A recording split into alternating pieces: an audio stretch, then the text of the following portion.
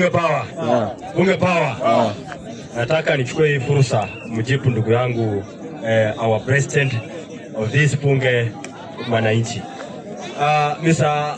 President, kidogo umeenda kinyume na matakwa ya mwananchi.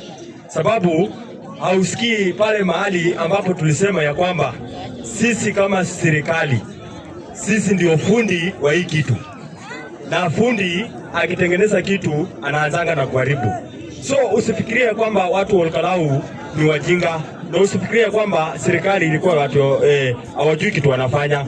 Ule jamaa sisi tulipanga tukasema sasa hapa watu wa opposition kama wewe Mr. President umetumulika na mmeona ile nia yetu ambayo tuko nayo. So tukasema hii kitu acha tuachilie.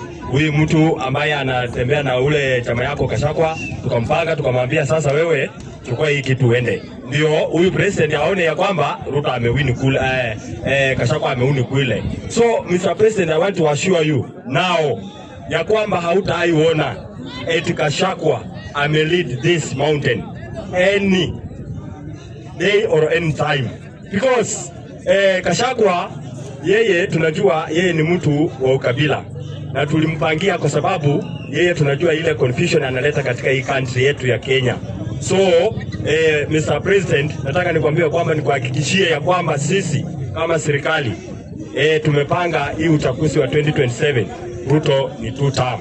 Ruto amefanya maendeleo ambayo hakuna president yoyote ambaye amefanya Kenya.